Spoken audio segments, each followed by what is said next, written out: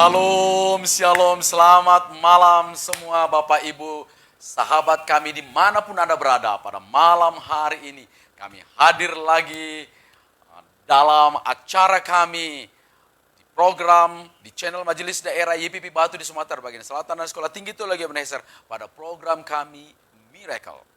Malam ini narasumber kami adalah Ibu Dia, Nyonya almarhum pendeta Reminisi Hombing yang dulu sebagai pendeta melayani di GKISYA dan kemudian di GPIN.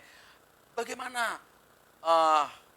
cerita Ibu Dia, Ibu Reminis dan seluruh anak-anak setelah ditinggal pergi oleh pendeta Reminis setelah dipanggil Bapa di sorga. Ikuti bincang-bincang kami pada malam hari ini dengan Ibu Dia dan putri mereka Sharon Sihombing.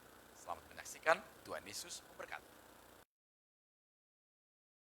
Shalom Bapak Ibu Saudara yang dikasihi Tuhan. Sebelum kita berbincang-bincang pada kesempatan ini dengan narasumber Ibu Reminisi Hombing atau Ibu Dia, ikuti dulu profil, katakan ini semacam in memoriam, pendeta almarhum pendeta Reminis Sihombing. Ikuti.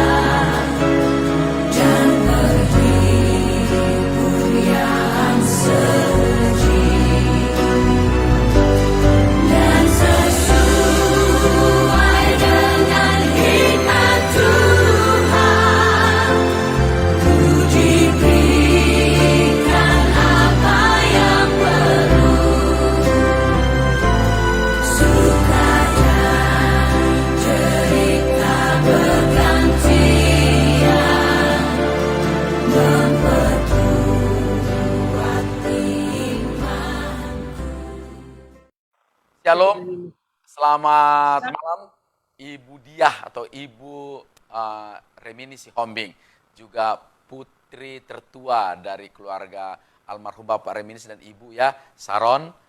Puji Tuhan, terima kasih sudah bersama di Majelis Daerah. Apa kabar Ibu dan Sharon? Puji Tuhan, baik sekali Bapak. Puji Tuhan.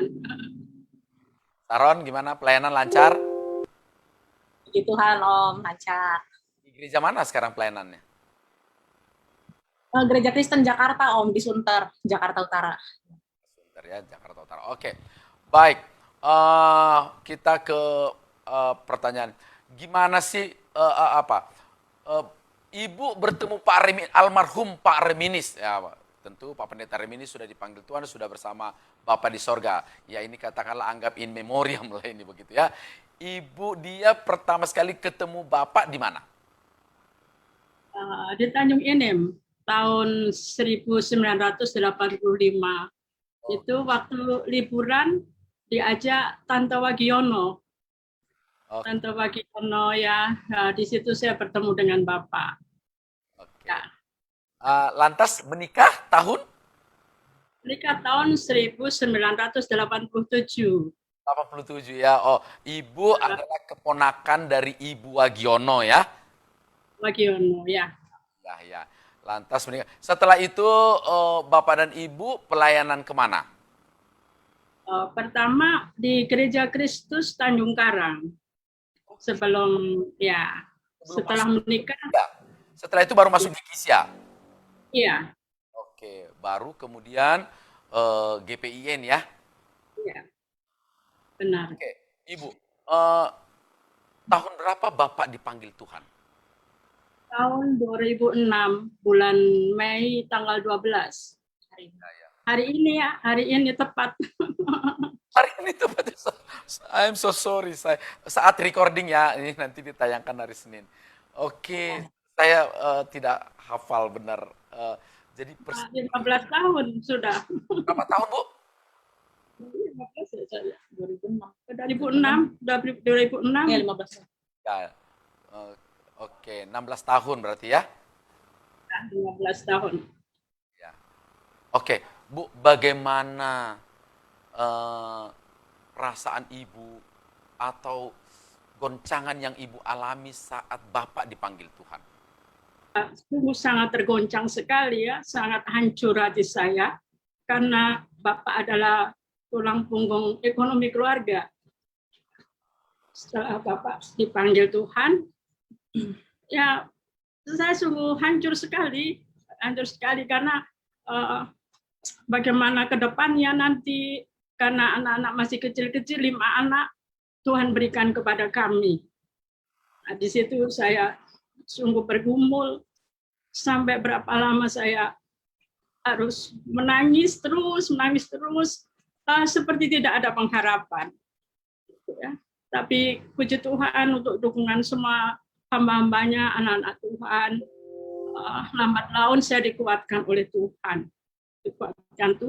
Saya memikirkan bagaimana ke depan anak-anak bisa melanjutkan sekolah atau tidak.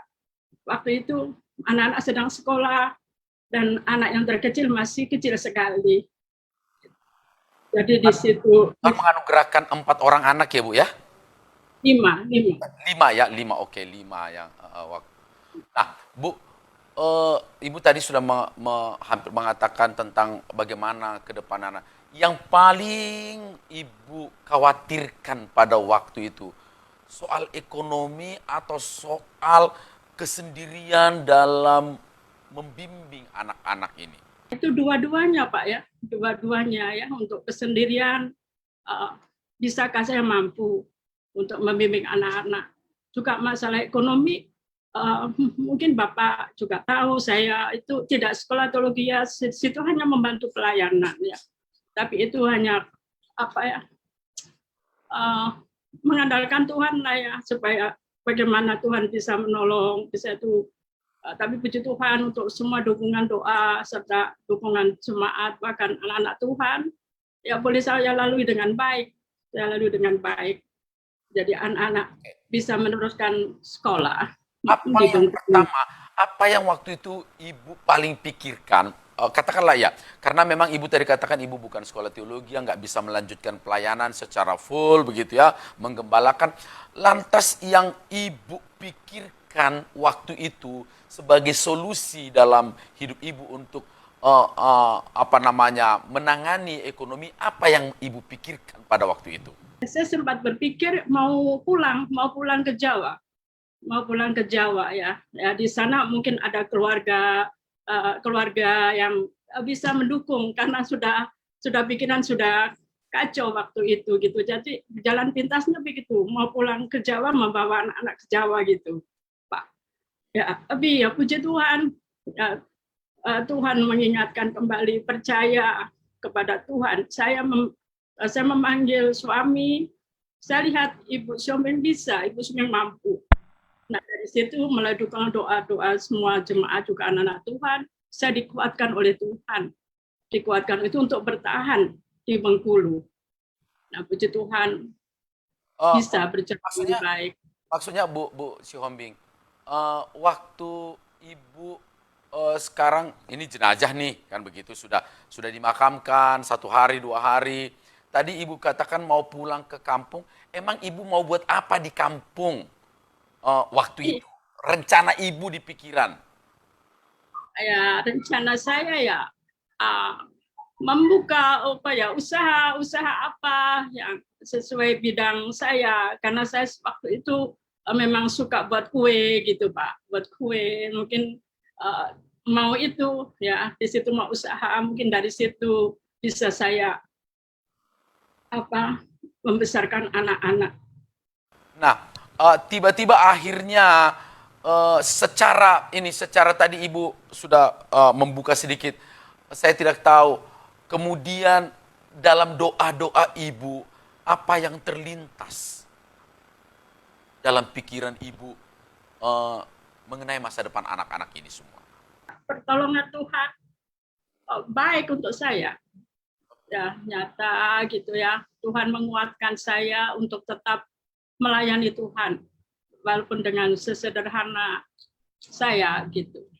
Kan waktu itu bapak, ibu dan anak-anak 5 anak langsung apa namanya ke tempat pendeta Yosua Park begitu ya.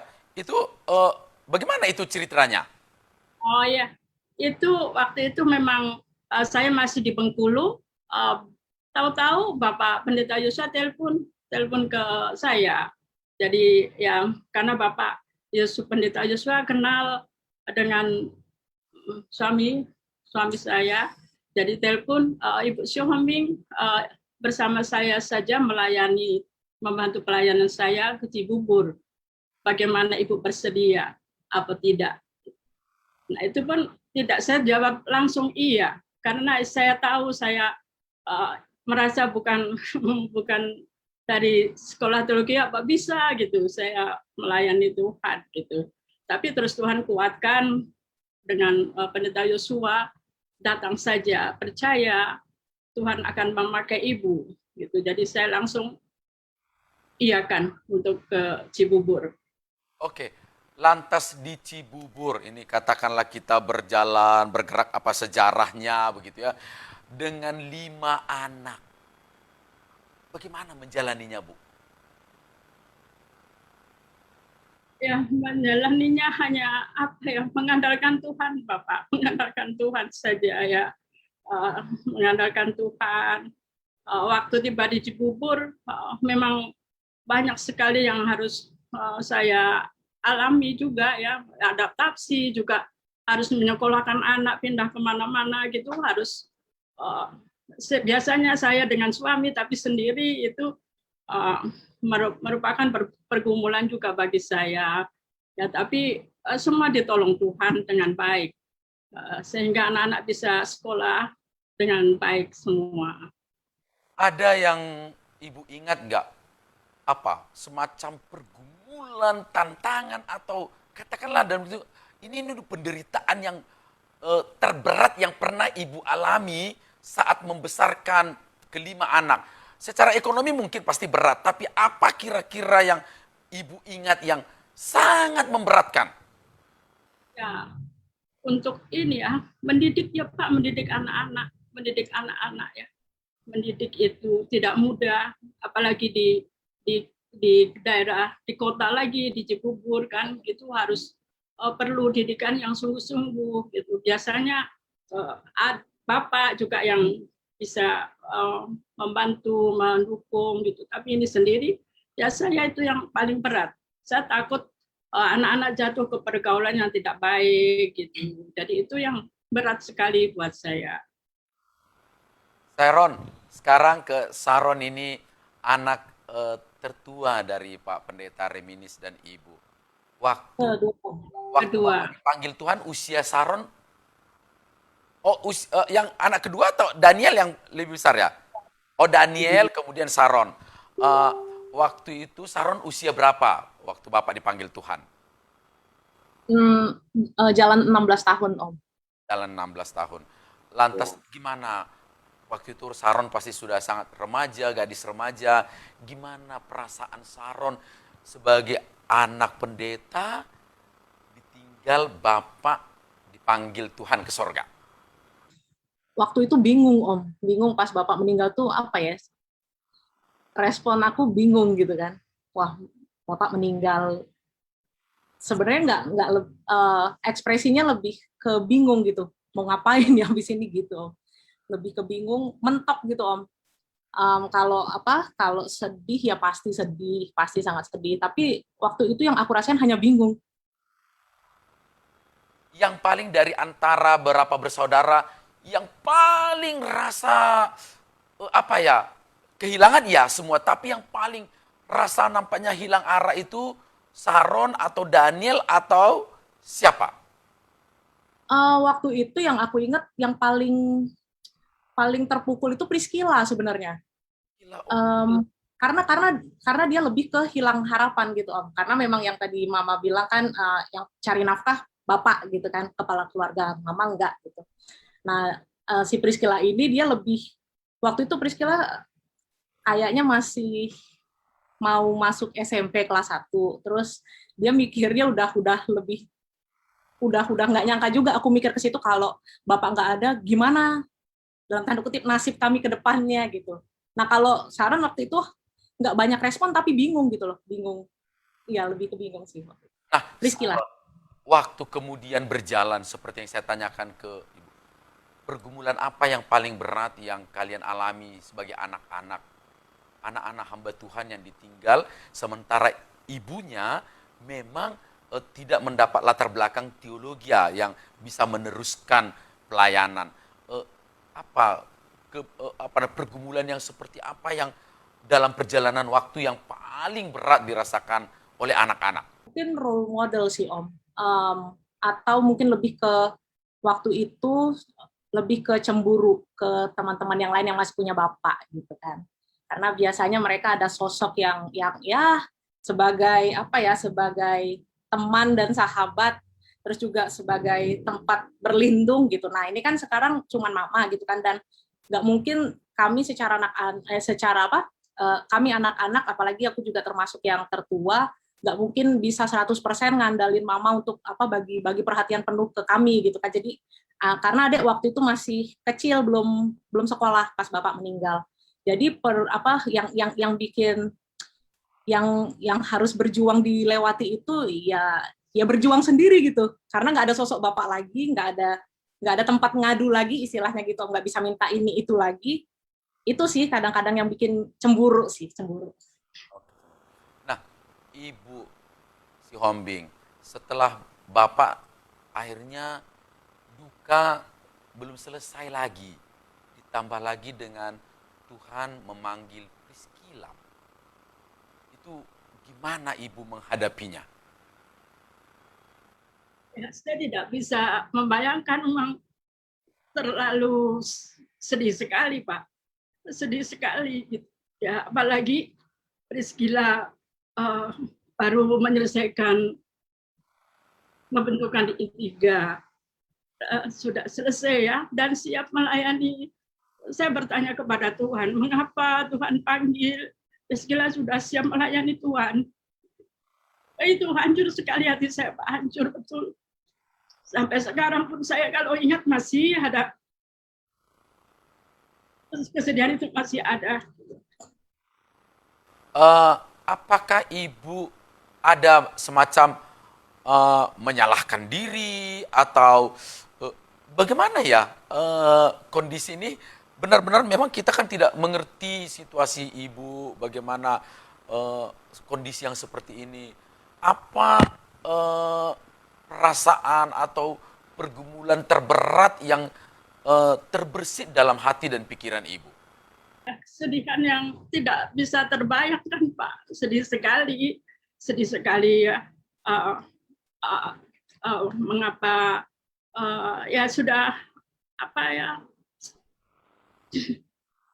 pergumulan terus begitu, pergumulan terus, dan kesedihan, kok pas mau melayani Tuhan terus Tuhan panggil. Itu yang membuat saya sedih.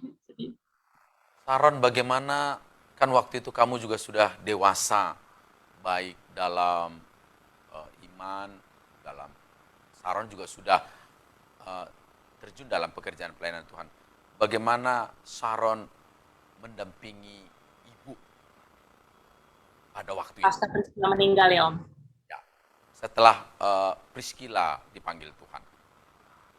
Sebenarnya momen Priscilla meninggal itu juga sesuatu yang nggak disangka-sangka benar gitu kan, karena kalau mau dipikir ini sebenarnya si Priscilla ini kalau dibilang secara karakter tuh dia baik gitu kan, maksudnya baik benar gitu loh. Aku sebagai kakaknya aja saat ini bilang dia emang anak baik gitu Om. Dan nggak macam-macam gitu ya.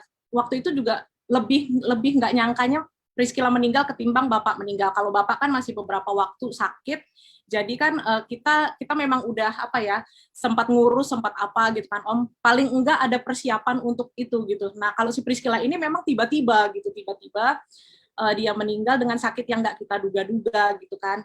Priscilla meninggal karena leukemia dan dengan jumlah leukosit yang luar biasa banyak gitu. Kalau menurut medis batas normal manusia itu 10 sampai 12.000 atau 15.000 saya lupa. Tapi Priscilla ini 850.000 gitu Om, dan jangka waktu dia meninggal itu tuh dia rawat jalan itu sekitar bulan Februari atau Januari akhir. Nah, meninggalnya ini Maret. Nah, jadi kan benar-benar dadakan gitu ya Om, bisa dibilang dadakan gitu. Tapi anak ini nggak pernah cerita apa-apa sebelumnya apa-apa gitu kan. Jadi ya lebih syok ketika dia meninggal gitu Om. Dan pada waktu Priscilla meninggal, sebenarnya Saran juga antara percaya dan nggak percaya gitu. Walaupun memang kalau secara manusia kita juga bisa prediksi memang ada kemungkinan untuk meninggal itu ada gitu. Cuman ya udahlah, apa yang bisa diperjuangkan dulu kan Om. Dan akhirnya Tuhan menentukan Priscilla pulang ke rumahnya, ke rumah Bapak di surga. Saat itu yang hanya Saron lakukan itu gimana caranya supaya kami semua itu nggak larut. Maksudnya Mama udah terpukul benar. Saudara-saudara yang lain juga terpukul gitu. Kalau Saron juga ikut terpukul, ya bagaimana kami gitu kan. Paling enggak kami anak-anaknya itu bisa lebih fight gitu Om pada saat itu. Memang waktu Priscilla meninggal itu Saron hanya fokus di prosesi penguburan dan pemakamannya itu, penghiburan itu berjalan dengan baik. At least walaupun Priscilla mungkin di dunia dia belum terlalu banyak menikmati keindahan dalam melayani, tapi pada waktu meninggal, Saron upayakan dia juga bisa mendapatkan yang terbaik walaupun sudah nggak ada nyawa gitu kan Om. Jadi itu yang Saron upayakan. Setelah Priscilla beberapa waktu Priscilla nggak ada, baru di situ berasa hancur Om, berasa hancur. Jadi pada saat Priscilla meninggalnya, memang Saron fokusnya ke Mama gitu, karena Mama udah linglung, udah nggak bisa ngapa-ngapain. Kalau Saron juga posisinya sama kayak gitu, kami siapa yang ngurus gitu kan Om. Jadi lebih ke situ sih. Selain tadi cerita ibu tadi menceritakan kok mau melayani, kok dipanggil Tuhan begitu ya. Bagaimana Saron menjelaskan ke ibu atau dalam pembicaraan ini siapa menguatkan siapa, bagaimana supaya akhirnya di rumah itu akhirnya bisa melewati hari-hari yang begitu duka mendalam. Ya ini juga nggak mudah sih Om. Menurut Saron juga justru perjalanannya lebih susah ketika Priscilla meninggal. Bukan pas Bapak meninggal kami nggak merasa susah, enggak. Cuman lebih terasanya ini momen Priscilla gitu kan, karena lebih nggak nyangka-nyangkanya yang pertama. Terus waktu dia sakit juga Saron pernah bilang sama Mama gitu kan, kita harus siap gitu dengan segala kemungkinan menyedihkan terburuknya memang Priscilla dipanggil Tuhan, karena kalau lihat secara medis, secara logis juga kecil sekali kemungkinan untuk bertahan gitu. Nah, waktu bilang itu ya mungkin kita secara hati pada saat itu dikuat-kuatkan, tapi pada saat beneran Priscilla-nya udah nggak ada, ya di situ titik di mana hancur benar mamanya gitu kan. Oh mungkin ya dibilang masih belum menerima iya gitu kan. Kenapa dipanggil secepat itu? Ya terus terang sampai sekarang Saron juga masih belum mengerti maksud Tuhan apa dengan kepergian Priscilla. Sampai sekarang Saron belum mengerti gitu Om. Tapi bersyukur apa ya, paling enggak di Cibubur mama juga masih diberikan kesempatan untuk melayani mengajar anak ya. Saron pikir itu juga salah satu hiburan, mungkin hiburan untuk mama supaya nggak terlalu sedih atau kesepian gitu Om. Hanya kadang-kadang memang kalau menangis atau ingat dan meratapi ya kadang-kadang memang ada mama gitu yang di apa yang memang diupayakan supaya nggak terlalu larut dengan kejadian ini ya, supaya mama nggak ini kadang-kadang meratapi itu tuh sampai dia sakit Om, tahun lalu masuk rumah sakit karena kepikiran Priscilla gitu. Bu Si Hombing, bagaimana cara ibu pada waktu, pasti bagaimanapun shock banget ya, suami, kemudian anak, semua anak-anak juga sebenarnya belum tuntas semuanya begitu ya. Priscilla dipanggil Tuhan, bagaimana cara ibu supaya ibu bisa tetap maju meskipun duka itu sangat menghancurkan ibu. Bagaimana cara ibu bisa melangkah maju? Saya tetap harus setia melayani Tuhan. Tetap setia melayani Tuhan. Apapun yang diberikan oleh gembala, saya harus setia. Jadi selama 15 tahun, puji Tuhan, apa Tuhan percayakan untuk mengajar anak-anak TK, juga dipercayakan untuk melayani di gereja, itu saya harus setia. Karena apa? Karena pertolongan Tuhan juga luar biasa kepada saya, kepada anak-anak saya. Bisa sampai saat ini semua itu anugerah Tuhan. Jadi balasan saya apa? Ya saya harus setia kepada Tuhan, bersyukur kepada Tuhan. Dan saya percaya Tuhan akan terus memberi kekuatan kepada saya. Bu, kadang-kadang ini sengaja memang tayangan ini kita upload dengan model satu keluarga yang ditinggal oleh seorang bapak hamba Tuhan. Kadang-kadang kita memang benar pikiran ibu itu bagaimana ke depan. Selama membesarkan anak-anak, pernah nggak ibu rasa ada satu keadaan yang uang nggak ada, dalam tanda kutip benar-benar sangat minim sekali, sampai ibu nggak tahu lagi buat apa. Pernah nggak mengalami seperti itu, Bu? Ya pernah Pak, pernah ya, karena membesarkan anak ya masalah biaya dulu ya, masalah biaya gitu ya. Jadi memang sudah Tuhan cukupkan, tapi kadang-kadang ada terus kan untuk beli ini itu mentok sekali ada ya. Tapi ya Tuhan terus tepat pada waktunya memberikannya. Gitu. Ada momen yang paling spesial yang ibu ingat, bagaimana cara Tuhan mencukupi kebutuhan anak-anak. Saya sangat amat yakin membesarkan dan menyekolahkan 5 anak, meskipun Saron katakanlah sekolah teologi dan ada sponsor, tapi pasti masih banyak hal lagi yang kebutuhan, kan bukan hanya itu ya kehidupan ini. Ada nggak momen di mana ibu rasakan ini benar-benar pertolongan Tuhan? Sering saya alami Pak, sering saya alami ya. Apabila yang mentok sekali ya, Tuhan selalu memberikan jalan keluar, memberikan pertolongan kepada saya. Ya itulah Pak, melalui apa? Ya percaya saja untuk pertolongannya. Itu aja. Kalau Saron, ada nggak ingat bagaimana punya pengalaman secara finansial, pokoknya nggak ada jalan keluar deh, kecuali melipat tangan dan harap dan akhirnya Tuhan buka jalan gitu. Pernah enggak Yang dalam kehidupan Saron bersaudara? iya, waktu Bapak ada pun sebenarnya dibilang tercukupi banget tuh enggak Om. Jadi Ya, apa ya, Pak hamba Tuhan udah GP. iya, sebenarnya ya mungkin saat itu ya itu yang namanya apa ya, terlatih secara nggak sengaja gitu Ya, ya Om ya, ya. ya. Natural, sudah alamiah Natural. hatinya begitu.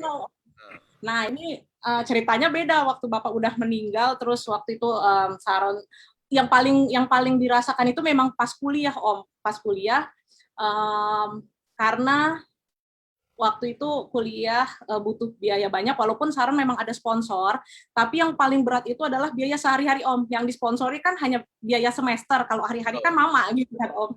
Nah yang itu yang pusing gitu, yang apa yang terseok-seok lah waktu itu.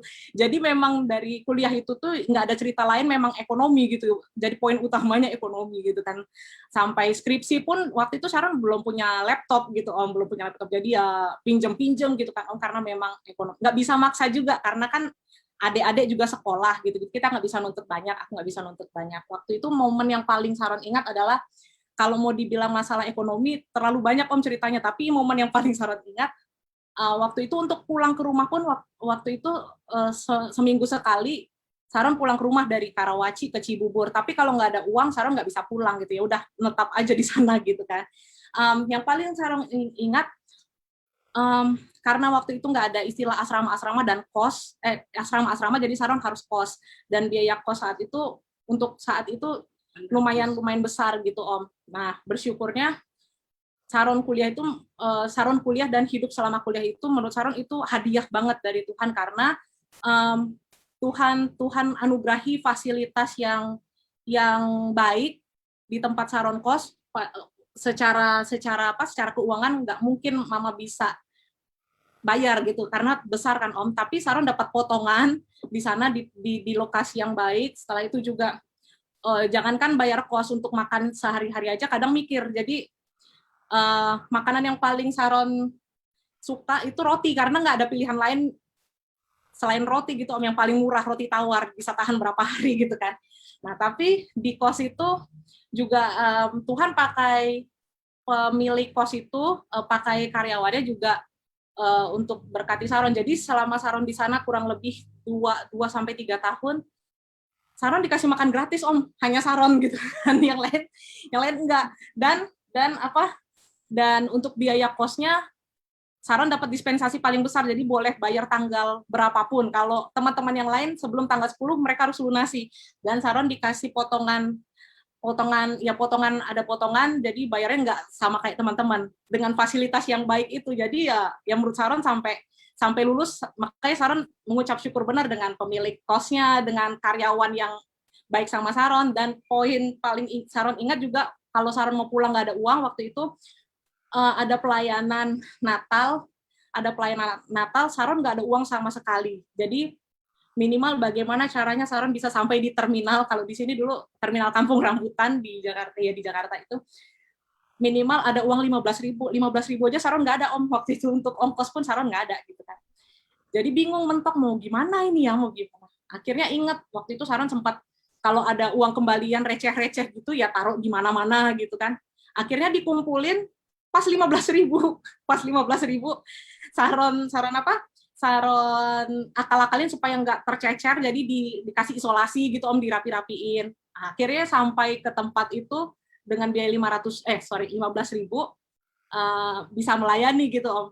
Ya udah dari situ Saron nangis, ya ampun ini pas bener gitu kan, 15.000 butuhnya 15.000 sampai di tempat dengan 15.000 itu. Ya itu sih Om, salah satu yang Kenapa Saron dikasih makan, dikasih fasilitas itu karena pemilik kos-kosan itu tahu Saron anak yatim atau enggak Om. Enggak, Saron juga nggak ngerti Om. Jadi nggak ngerti. Jadi berkat Tuhan lah? iya, Saron nggak ngerti. Padahal dengan pemilik kosnya Saron nggak kenal Om. Jadi kami hanya komunikasi via chat gitu kan. Tapi memang karyawan yang di sana itu ya dekat, karyawan di sana dekat. Jadi dia yang ngurusin rumah, dia yang beres-beresin rumah. Ya ibaratnya Saron numpang di rumah orang gitu, jadi harus tahu diri gitu. Nggak tahu ya Om dari apa, nggak ngerti Saron. Jadi ya nggak tahu dapat privilege itu ya Saron juga pernah tahu. Ya itu berkat Tuhan, ada invisible hands, ada tangan yang tak kelihatan yang memberkati Saron. Sekarang saya Ibu Reminis, Ibu Sihombing, Bu, membesarkan 5 anak-anak itu, tingkah laku anak yang seperti apa yang membuat Ibu kadang menangis, atau ada nggak yang sekarang tanpa Bapak, Ibu sendiri, ada nggak dari mereka yang agak nakal gitu ya di usia remaja dan bagaimana gitu ya, dan membuat Ibu waktu itu sedih sekali, ada nggak? Ada sih Pak. Apa itu Bu? Ya jujur aja ya Pak ya. Ya, Mungkin Daniel yang saya itu ya. Karena apa? Dia lari dari Tuhan. Jadi dia menikah dengan tidak seiman. Itu yang membuat pergumulan saya bertambah lagi. Ya, ini sedang kami doakan supaya istri, anaknya bisa bertobat. Ini yang terus saya doakan sekarang. Kira-kira setelah ibu pelajari ke belakang, kira-kira kenapa ya Daniel mengambil keputusan itu? Apakah dia kecewa dengan semua keadaan? Apakah dia apa namanya akhirnya lari begitu atau bagaimana? Setelah dipelajari, ibu pelajari, Saron pelajari gitu, apa yang kira-kira menyebabkan semua itu terjadi? Saya tidak tahu ya Pak ya, saya tidak tahu. Kalau dengan saya di rumah, dia ke gereja, tapi saya di luar saya tidak tahu. Di situ. Itu terus ya saya memang sebagai orang tua tunggal ya berdoa supaya anak-anak itu semua mengasihi Tuhan. Tapi setelah dengar itu saya sedih lagi Pak, sedih lagi. Saron, saya pikir cerita itu yang sangat menyedihkan ya. Lebih sedih mungkin dari kepergian yang dua sudah pulang ke rumah Bapak di sorga kan begitu.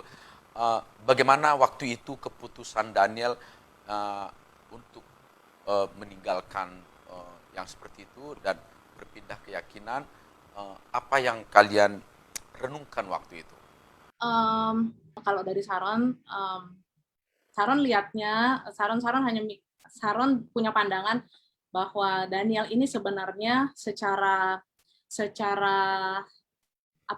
karakter dia anak yang baik Om, dia orang yang baik. Ya, Tapi Saron nggak tahu mungkin ada satu hal atau ada beberapa hal yang menyebabkan dia seperti itu. Kalau untuk perbincangan lebih lanjut, memang karena situasinya sampai sekarang kami masih bergumul tentang itu. Secara kedekatan emosional, Saron dan Daniel juga jarang tukar pikiran, jarang cerita lebih dalam gitu kan. Jadi ini hanya asumsi Saron aja karena secara obrolan pun dia anaknya tertutup Om. Dia Daniel anaknya memang sejak kecil pendiam begitu ya. Dia kan waktu tinggal di Tanjung Enim juga pendiam. Saron yang begitu lincah, Priscilla juga diam begitu ya. Daniel diam begitu ya. Eh, ya. apa namanya? Itu tertutup ya Daniel itu ya. Iya Om, dia tertutup. Mungkin dia pendam sendiri semua. Saron nggak tahu apa latar belakangnya sampai sekarang. Saron nggak tahu. Kadang-kadang juga pengen satu saat nanti ya Saron bicara sama dia gitu, bicara sama si abang ini, ya kenapa begitu kan, kenapa. Why gitu? Kenapa begitu? Nah, Atau ibu pernah waktu dia mengambil keputusan itu, dia beritahu nggak ke ibu bahwa saya akan meninggalkan bla bla bla dan menikah dan lain sebagainya. Ibu, dia cerita ke ibu? Tidak, tidak. Ya, jadi menikah pun saya tidak tahu. Tahu-tahu dapat dengar dari orang lain kalau Daniel sudah menikah. Dari itu semua pergumulan-pergumulan itu, Ibu si Hombing, apa kadang-kadang yang Ibu doakan yang minta sekarang kepada Tuhan? Menghibur diri Ibu kah? Atau kembalinya Daniel kah? Atau apa doa Ibu yang paling kencang selalu setiap saat? Pergumulan saya atau doa saya kepada Tuhan, ya supaya Daniel kembali kepada Tuhan, bertobat, membawa anak istrinya, percaya kepada Tuhan. Jadi sudah ada anak itu, saya sudah berdoa supaya Daniel anaknya bisa sekolah di TK yang saya layani sekarang. Dan mungkin melalui itu nanti istri juga percaya kepada Tuhan. Wow. Itu yang paling berat. Oh, jadi tempatnya berdekatan dong? Iya, Ya, Om. Oh, Baru ini. Baru pindah, baru dulu ya. apalagi Bu, pergumulan Ibu selain ini luar biasa bagaimana Tuhan mempercayakan pergumulan kepada Ibu, seorang Ibu Reminisi Hombing ini, saya pikir beban Ibu begitu sangat kuat untuk menahan semua pergumulan. Selain Daniel, apalagi kira-kira yang Ibu gumuli sekarang? Jodohnya Saron.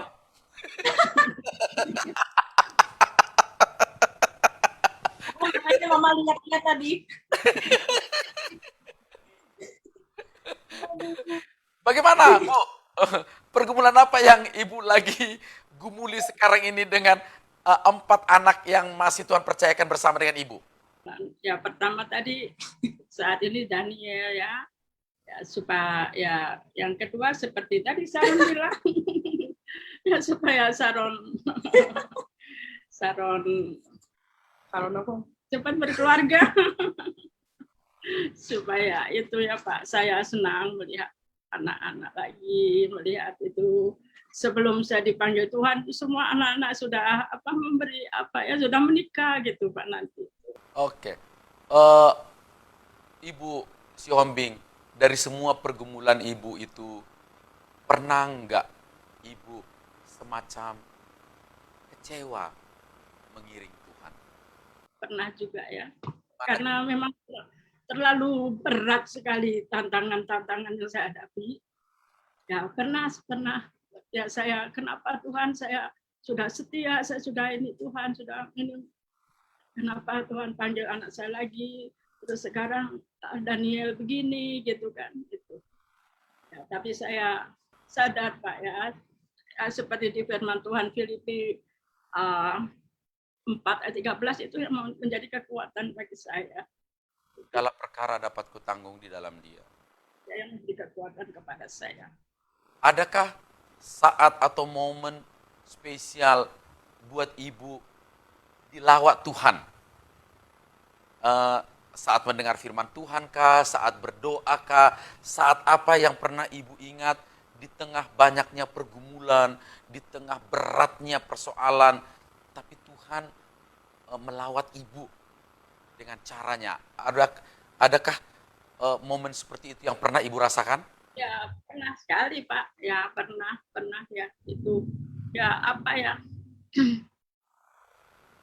saya melihat banyak sekali pergumulan tantangan, mungkin yang dulu saya khawatirkan anak-anak nggak tahu jadi apa, tapi sekarang saya melihat sudah bisa semua menyelesaikan sekolah dengan baik.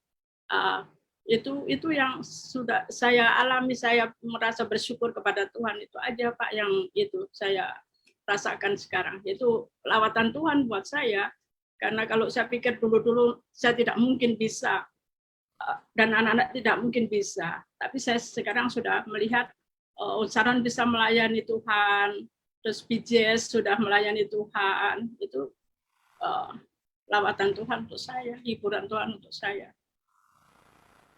Yang kedua, ada nggak yang Ibu ingat perbuatan orang, mungkin nggak usah sebut namanya, yang benar-benar waktu itu semacam menjawab pergumulan atau perkataan atau apa perbuatan orang lain yang Ibu rasakan pada waktu-waktu bergumul, mungkin pemberian berkat atau mendukung atau mendoakan, nggak usah disebut namanya di sini. Ada nggak seperti itu yang benar-benar waktunya sangat tepat begitu sebagai alat Tuhan menolong Ibu? Ada. Apa kisahnya, bagaimana, apa peristiwanya, apa sebelumnya ya Pak Yani ya.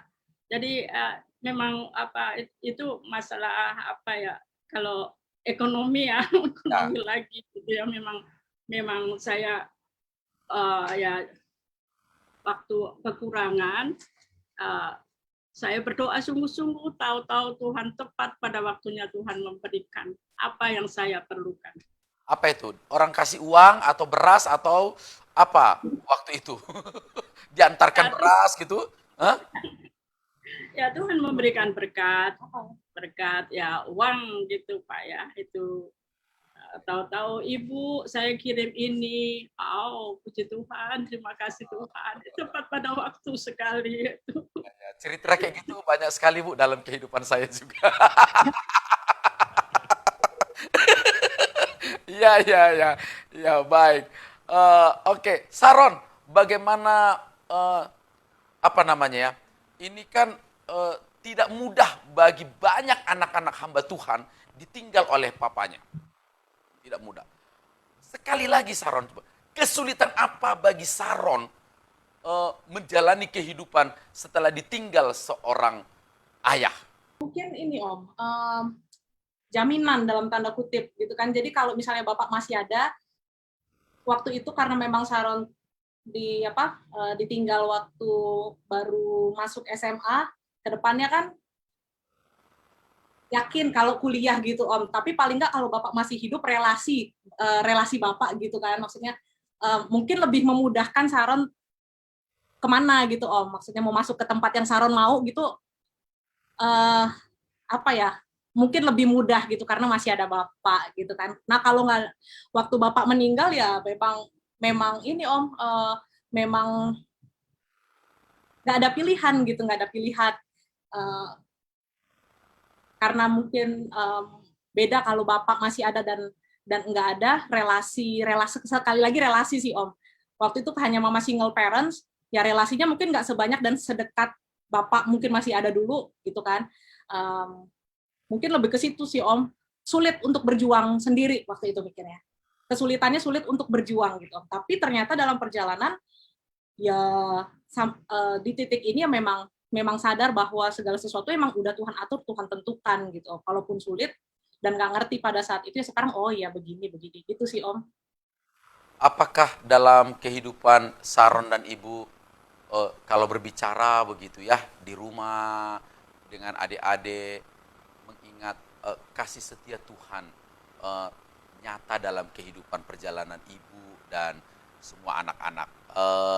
Apakah cerita itu juga selalu ada dalam kehidupan Saron bersaudara? Karena kita jarang kumpul, jarang ketemu secara fisik gitu, jadi momen-momen pas kita sama-sama aja pas lagi ngumpul semua, bahasnya paling kalau Bapak masih hidup mungkin kita nggak ada di sini gitu, mungkin nggak tahu di mana gitu Om, nggak tahu ditaruh di mana apa-apa. Artinya Bapak dipanggil Tuhan pun ya Tuhan pasti masih pelihara kami gitu loh, dan nggak pernah nyangka kita tinggal di Jakarta, di ibu kota gitu kan Om, nggak pernah nyangka. Mungkin kalau Bapak masih hidup nggak tahu, mungkin masih di Bengkulu mungkin kan Om, nggak tahu ya. Ya paling itu, kalau Bapak juga masih ada ya belum tentu juga Saron kuliah di tempat yang dulu, adik-adik juga kuliah di tempat yang sekarang diambil gitu. Mungkin akan beda ceritanya gitu. Lebih ke ya memang segala sesuatu udah Tuhan atur gitu, baik atau susahnya gitu. Luar biasa. Segala sesuatu Tuhan sudah atur. Ada kasih karunia yang Tuhan selalu berikan. Baik, terima kasih Ibu Remini Sihombing, juga waktunya Saron sudah berbagi di channel kita. Tuhan Yesus memberkati. Selamat malam Bapak Ibu Saudara. Saya senang bertemu Bapak-bapak Ibu-ibu. Boleh membagikan berkat melalui firman Tuhan malam ini. Oleh karena kesempatan ini saya rasa sangat berkahnya besar. Malam ini firman Tuhan ialah 1 Korintus pasal 15 ayat 10. Tetapi karena kasih karunia Allah, aku adalah sebagaimana aku ada sekarang.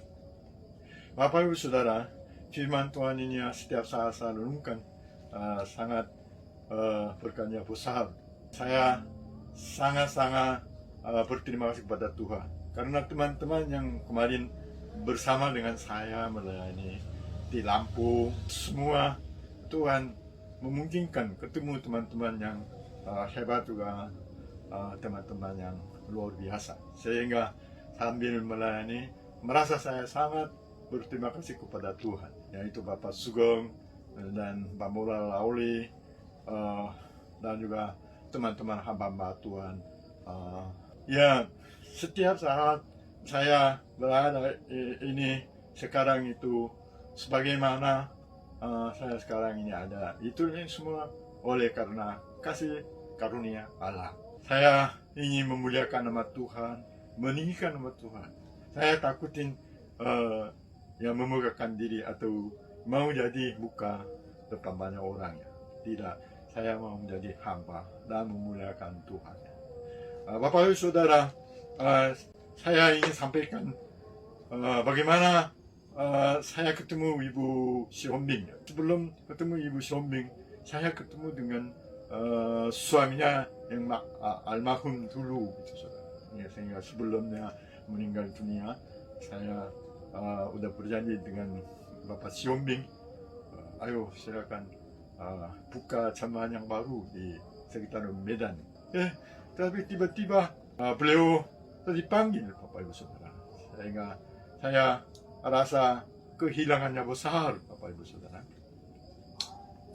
Dengar-dengar Ibu Sionbing ada di Bengkulu di sana, kabarnya saya juga sakit hatinya. Saya mengundang Ibu Sionbing, ayo melayani di sekitar Jakarta di sini, karena ladang misinya besar, luas. Sampai saat ini Tuhan menolong kita dan juga melancarkan di dalam pelayanannya.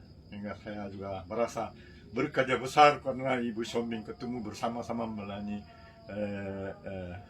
Tuhan. Bapak Ibu Saudara, Tuhan memberkati Bapak Ibu Saudara. Shalom. Terima kasih Bapak Pendeta Joshua Park yang tentunya dipakai Tuhan dalam cerita Ibu Sionbing untuk menolong keluarga. Kami bangga dengan Bapak. Dan kepada Ibu Sionbing, doa kami, Ibu dikuatkan hingga terus melihat bagaimana karya Tuhan memuliakan namanya melalui kehidupan ibu dan anak dan cucu. Daniel dan adik-adiknya jadi anak-anak yang diberkati. Dan firman Tuhan yang telah ditabur Pak Sionbing, almarhum Pak Remini sejak mereka kanak-kanak tidak pernah kembali dengan sia-sia. Kami yakin itu menjadi doa kami buat ibu. Tuhan memberkati ibu, Tuhan memberkati Sharon, cepat dapat jodoh Sharon, dan juga adik-adiknya yang lain. Sampai di sini pertemuan kita. Bagi Bapak dan Ibu yang mengikuti, saksikan terus acara-acara kami, baik pada hari Jumat, pada hari Sabtu, pada hari Minggu, juga pada hari Senin. Dan jika Bapak Ibu hendak membagikan link ini, segera akan kami upload ke medsos YouTube untuk lebih mudah membagikannya kepada sanak saudara agar mereka juga dikuatkan melalui kesaksian-kesaksian yang kami sampaikan di acara Miracle. Tuhan Yesus memberkati, sampai ketemu, Shalom.